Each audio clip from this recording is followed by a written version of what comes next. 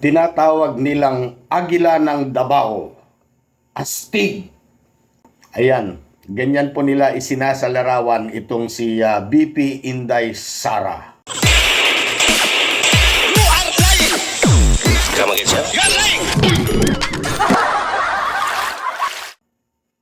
Okay ha mga kababayan, magandang araw po sa inyong lahat. Sa Pilipinas hanggang sa ibang bansa, sana po'y nasa mabuting kalagayan po kayo. Heto na nga po, nanunumbat, nagpapapansin, o nagpapatawa, o maaari rin nagpapaawa. Ano po? Ang pinag-uusapan po natin dito ay walang iba kundi si BP Inday Sara. Oo. Maaring napanood nyo na po mga kababayan siguro kahapon yung video dun sa kanyang press con. At puro sama ng loob ang inilabas nitong si Inday, na kung iisipin natin, siya naman po ang nagpaumpisa nito. Siya naman po ang nagpaumpisa sa lahat ng ito eh. Di ba? Sila ng buong pamilya niya at ang kanilang mga kaalyado. Di ba? Umpisahan po natin doon sa, kung matatandaan ninyo mga kababayan, binigyan po ng 125 million na pondo ang OBP.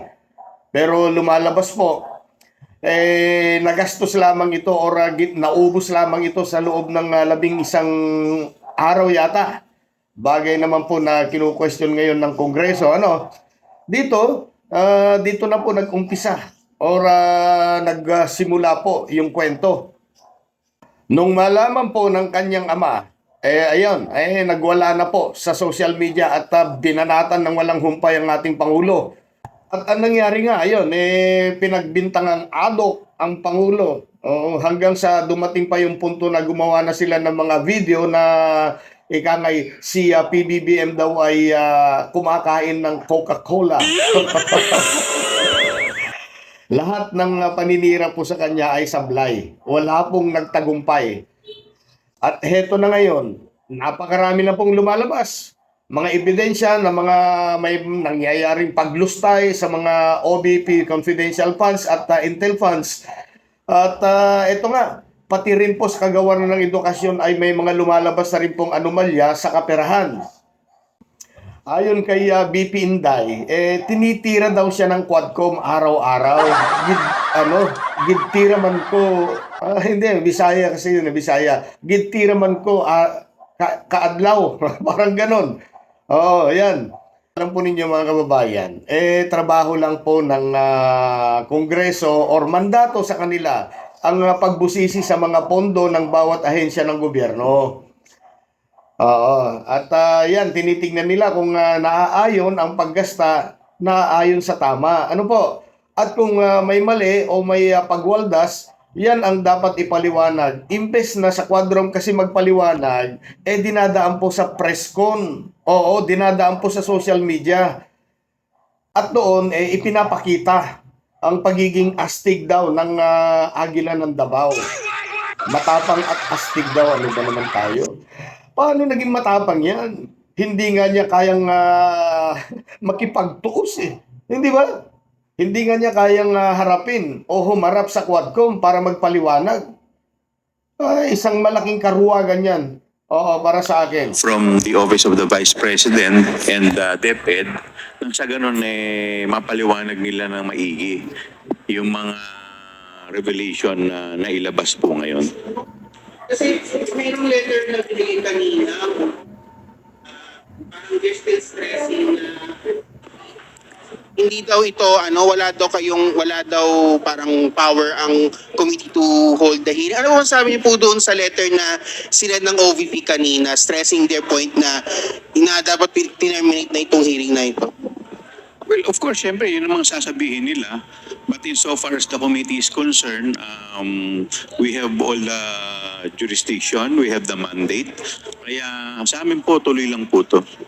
Kung last na lang po from my end. Kasi ang nakikita ko po ngayon is parang meron kayong mga nakikitang parang transactions na parang ngayon lang nabubulgar, ngayon lang nabubulaga. So, of course, you're still pushing for the Vice President to come to testify before the committee. Pero what if kung hanggang ngayon hindi pa rin niya gustong mag-testify? Will you issue her a subpoena? O parang yung mga officials niya?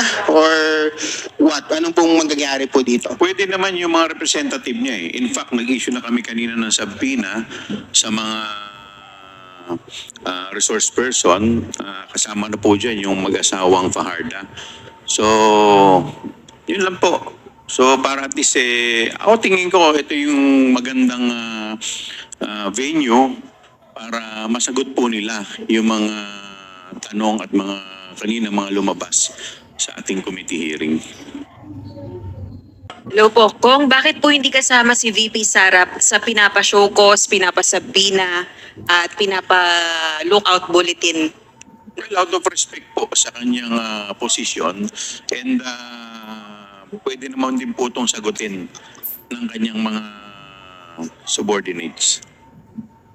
Kung siya magpakita instead na yung mga subordinates niya, kasi nga the reason she went doon sa first hearing is because she wants to protect her employees, her officials. Kung siya po magpapakita, di well and good. At least sana nga lang mag-take siya, mag-take siya ng oath at saka sana sagutin din niya yung mga katanungan. Yun. Yan. Tama po yun. Yun ang tamang venue para magpaliwanag sa Quadcom. Dahil kung sa mga mainstream media o social media ka magpaliwanag, una sa lahat, hindi po yun official. Oo, parang nakikipagkwentuhan ka lang dun eh. O, hindi na official, hindi pa ka panipaniwala. Hindi dapat basta-basta paniwalaan yung mga ganyan. Di ba? Kaya nga hamon ito kay BP Inday, dalhin ang katapangan sa Quadcom. Kita nyo nga po, mga kababayan, ang Quadcom po or ang Kongreso ay nagbibigay pa rin ng respeto sa kanya bilang pangalawang Pangulo. Di ba? Pero siya, walang respeto. Sa bagay, kung sa presidente nga po, hindi siya makapagbigay o hindi siya makapagpakita ng respeto na kung saan ang presidente or si PBBM ang naghatak ng malaking boto sa kanya nung eleksyon para manalo. Hindi nga niya magawang bigyan ng respeto Ang Kongreso pa kaya, di ba? Vice President, ang papa niyo po ang naggawa ng desisyon against all Filipinos na may libing si Marcos Sr. sa libigan ng mga bayani. Ano po ang nangyari ngayon? Kalimutan na po ba ng makaupo ngayon? Maraming salamat. Hindi ko alam. Pero isang beses sinabihan ko talaga si Senator Amy. Sabi ko sa kanya, kung hindi kayo tumigil, hukayin ko yung tatay ninyo. Itatapon ko siya sa West Philippine Sea. Sinabihan ko si Senator Amy. One of these days, pupunta ako doon, kukunin ko yung katawan ng tatay niyo. Tapon ko yan doon sa West Philippine Sea. Ayan. Sa totoo lang, napakarami po niyang sinabi sa kanyang press con. Ano po? Pero dito ako nagulat at alam ko, marami po ang nag-react dito. Pero hindi ko din kayang basta palagpasin. Ano po? Yung sinabi niya, nahuhukayin niya yung labi ng dating Pangulong Marcos at itatapon sa West Philippine Sea.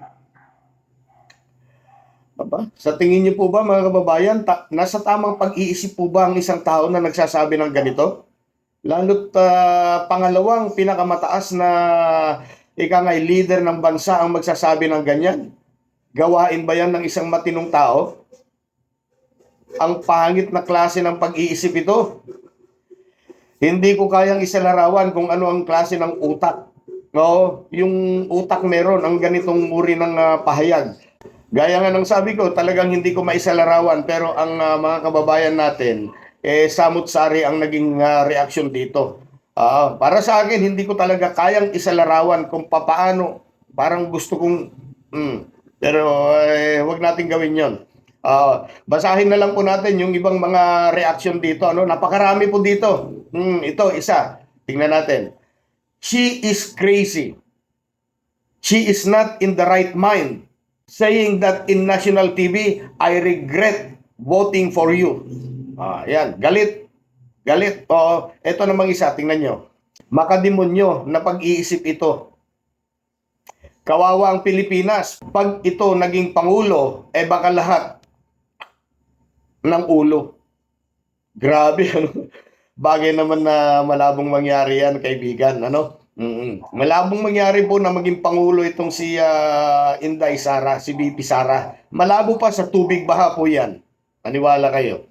Gising na po ang karamihan sa mga Pilipino. Ano po? Oo, yan ang katotohanan. Kaya ito para sa akin, malabo po na maging presidente o kaya iboto ng marami itong si VP Sara sa kanyang pag-uugali na yan. Ito bang isa, tinan nyo. Mentally disturbed. Epekto yan ng ongoing investigation ng Quadcom. May tama ka dyan, kaibigan. Eksaktong-eksakto. Yan ang nasa isip ko eh. Alam niyo mga kababayan, kung mabasahin natin lahat itong mga reaksyon na yan, hindi po obra. Hindi po obra yung 5 oras. Napakarami. At 98% nagsasabing may tama sa utak. Yan, oo, tawanan na lang natin. Tawanan na lang natin siya. Pero hindi naman natin maiwasan magalit, syempre. Lalong-lalo na yung karamihan dyan, yung mga loyalista, yung mga kagaya kong mga Ilocano, hindi talaga, ay nako, kung pwede lang sana sabihin, okay. I-play nga natin ulit yung video. Tingnan natin. Hindi ko alam. Pero isang beses sinabihan ko talaga si Senator Amy. Sabi ko sa kanya, kung hindi kayo tumigil, huhukayin ko yung tatay ninyo. Itatapon ko siya sa West Philippine Sea. Sinabihan ko si Senator Amy. One of these days, pupunta ako doon, kukunin ko yung katawan ng tatay niyo.